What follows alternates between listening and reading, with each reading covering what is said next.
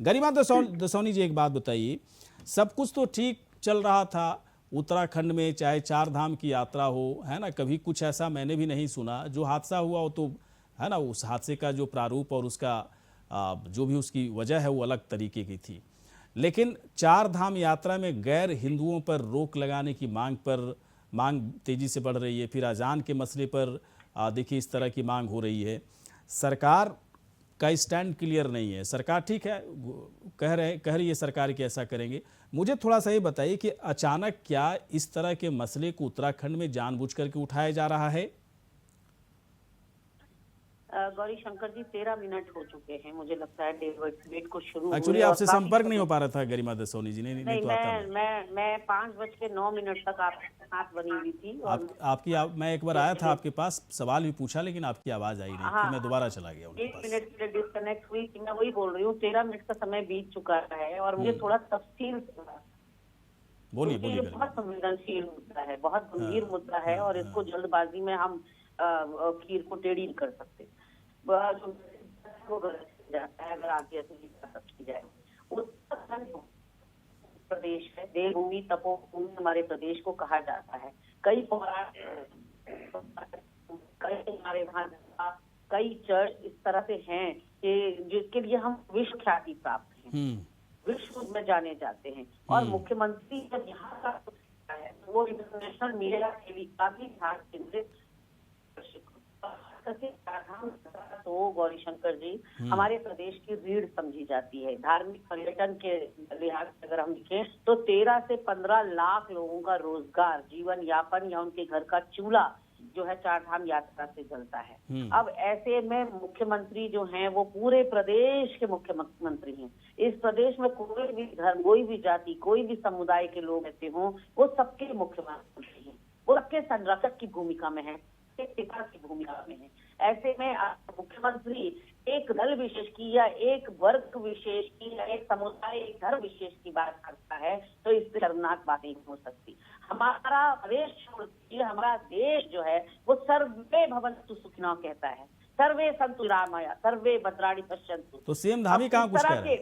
अब आप देखिए, सर्वधर्म हमारी विचारधारा है, हमारा प्रियम्बल देखिए संविधान का। बहुत अच्छी बात कही जुगरान जी ने, संविधान से चलती है सरकारें, और जो सरकारें संविधान से नहीं चलती वो कुशासन की सरकारें होती हैं, उनको फिर मुझे लगता है कि मान्यता ही प्राप्त नहीं होनी चाहिए। अब संविधान के प्रियम्बल में लिखा है कि हम एक बड़े लोकतंत्र हैं, हम एक सर्वधर्म संभाव वाले देश हैं, अनेकता में एकता वाले देश हैं, गंगा जमुनी हमारी तहजीब है।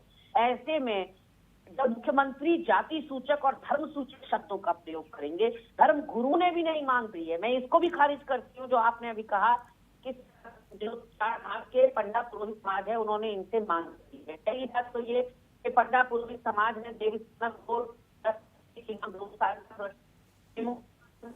उसको खारिज करने में, और अब ये मांग उन्होंने अगर वो शनिवार को रखे हैं तो इतवार को मुख्यमंत्री का बयान आ जाता है कि इसकी वेरिफिकेशन होगा। वेरिफिकेशन करिए, बिल्कुल कोई अप्रिय घटना नहीं होनी चाहिए। जो श्रद्धालु हैं उनके हितों के साथ, उनके जान माल के साथ करेंगे। कौन असामाजिक तत्व है, कौन अराजक तत्व है, कौन हिंदू है, कौन मुस्लिम है, और ये किसने कह दिया कि गैर होते हैं। आपके कहा कि गैर हिंदुओं का वेरिफिकेशन होगा, खून की बोतल का करिए, सत्यापन करिए कि वो हिंदू का है या मुसलमान का है, फिर उसको चढ़वाइएगा। वो दिन दूर नहीं है, इस देश में ये भी होने लगेगा कि डीएनए टेस्ट होगा, कतरा देकर कहेंगे कि पहले इसका डीएनए टेस्ट हमारे शरीर में डालना। ये सिचुएशन की जो आज करनी पड़ रही है, तय तो ये लॉ एंड ऑर्डर का मामला है गौरी शंकर जी, ये कानून व्यवस्था का मामला है, ये जाति पर धर्म का मामला है ही नहीं। और अजान वाले मसले पे जानना चाह रहा था आपसे। मैं आ रही हूँ उस पर भी। तो ये पहले तो कानून व्यवस्था का मामला है, उसको आपको मजबूत करना चाहिए। और जहां तक वेरिफिकेशन होना चाहिए, आपको बताइए, पौराणिक काल से आदिकाल से यात्रा जा रही हो, आज आपके रेजिम में ही वेरिफिकेशन की जरूरत आन पड़ी है। क्यों आपने इतना जहर फैला दिया है समाज में कि आज आपको ही डर लगने दिया है? आप ही नर्वस हो रहे हैं आज की कोई अप्रिय घटना हमसे सुना रही। और जिस 2013 वो दैवीय आपदा है, मैंने आपदा नहीं थी, उस पर किसी का जोर नहीं था।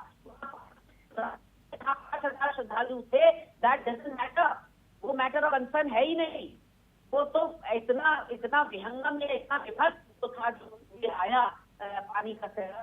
तो ऐसे में आप किसी को नहीं बता कि वो चीजों को बिल्कुल गलत तुलना कर रहे हैं। एक दैवीय आपदा को आप वेरिफिकेशन या चारधाम यात्रा से तुलना करते हैं। नहीं, वो डेटा कलेक्शन की बात को कर रहे थे जुगरान साहब, मुझे लग रहा है उसमें किसी को दिक्कत नहीं है, और गवर्नमेंट का स्टैंड भी क्लियर कर रहे थे। मैं थोड़ा अजान वाले मसले पे जानना चाह रहा था, अजान को लेकर क्या गरिमा जी, अजान को लेकर के जो विवाद अभी शुरू हुआ है, इसकी जरूरत है क्या उत्तराखंड में?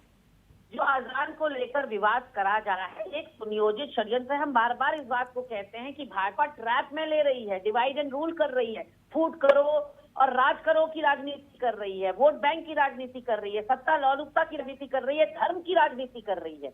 इसलिए क्योंकि अजान को लेकर कोई विवाद है ही नहीं, वो भी उत्तराखंड जैसे राज्य में तो बिल्कुल नहीं है। यहाँ हम कोई यार्ड अगर अजान के लिए है तो यार्ड हर धर्म और जाति के लोगों के लिए होना चाहिए, याद रखिएगा। क्या आपको सुनाई नहीं पड़ता कितनी जोर जोर से भागवत गीता का पाठ हो रहा होता है, रामायण का पाठ हो रहा होता है? लोग अपने घरों में तो कथाएं कराए होते हैं, वो माइक पे कर रहे होते हैं, पार्टी चल रही होती है, शादियां और डीजे बज रहे होते हैं, तो किसी के कान नहीं दुख रहे।